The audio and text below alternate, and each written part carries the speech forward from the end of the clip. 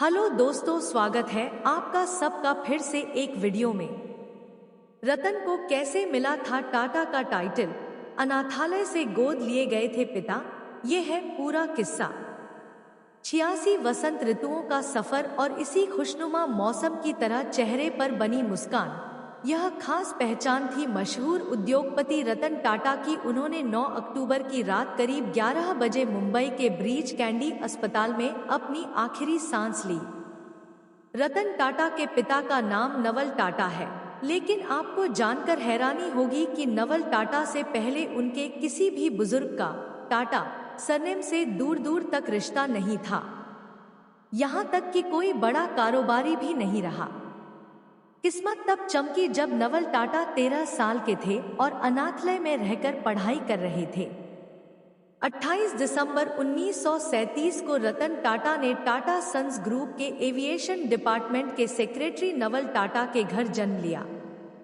उनके जन्म के ठीक 2 साल बाद नवल टाटा टाटा मिल्स के जॉइंट मैनेजिंग डायरेक्टर बन गए।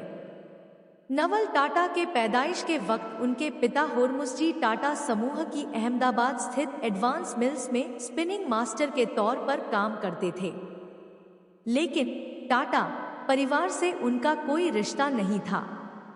उनके जीवन में यू टर्न 1917 में आया। चलिए जानते हैं रतन टाटा के पिता नवल टाटा के बारे में। मध्यम वर्गीय परिवार में हुआ जन्म, 4 साल की उम्र में पिता का निधन। नवल टाटा का जन्म 30 अगस्त 1904 को होरमुसजी के घर हुआ था। उनका परिवार मुंबई, उस वक्त के बॉम्बे में रहता था।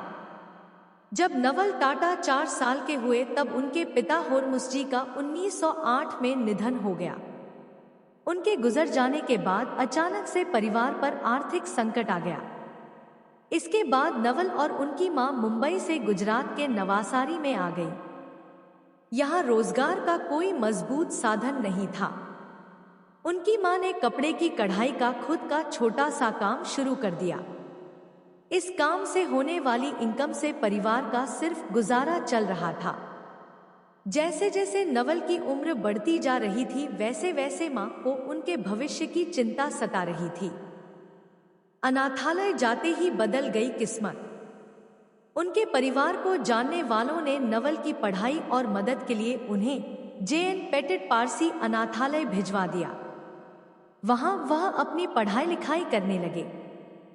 शुरुआती पढ़ाई उन्होंने यहीं से की। जब 13 साल के हुए तब 1917 में सर रतन टाटा, सुविख्यात पारसी उद्योगपति और जनसेवी जमशेदजी नासरवान जी टाटा के पुत्र की पत्नी नवाजबाई जे.एन. पेटेट पारसी अनाथालय पहुंची। वहां उन्हें नवल दिखाई दिए। नवाजबाई को नवल बहुत पसंद आए और उन्हें अपना बेटा बनाकर गोद ले लिया।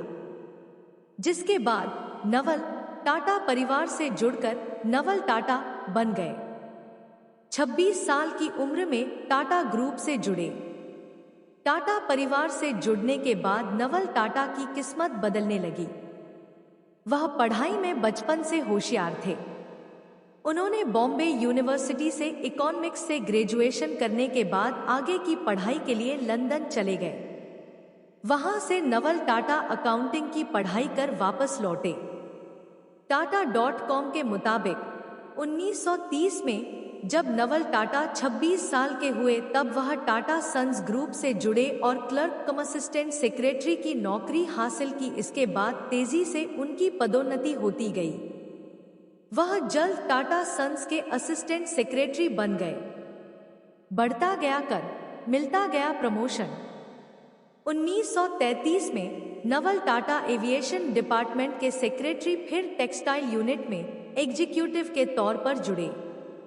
उसके बाद 1939 में नवल टाटा को टाटा मिल्स के जॉइंट मैनेजिंग डायरेक्टर की जिम्मेदारी मिल गई। 2 साल बाद 1941 में उन्हें टाटा सन्स का डायरेक्टर बनाया गया।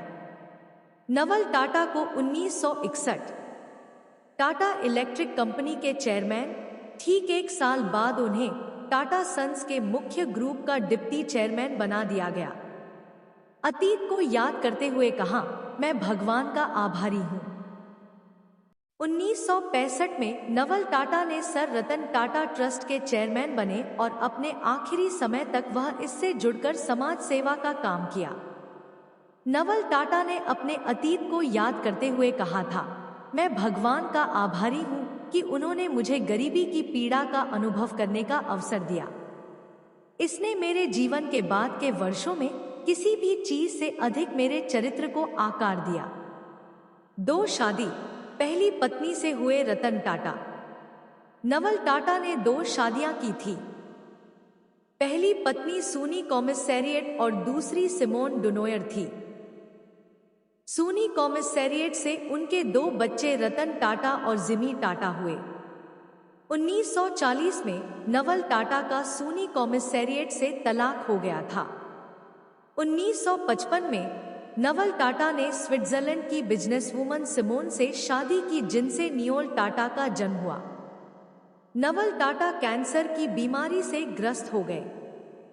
5 मई 1989 को मुंबई बॉम्बे में उनका निधन हो गया।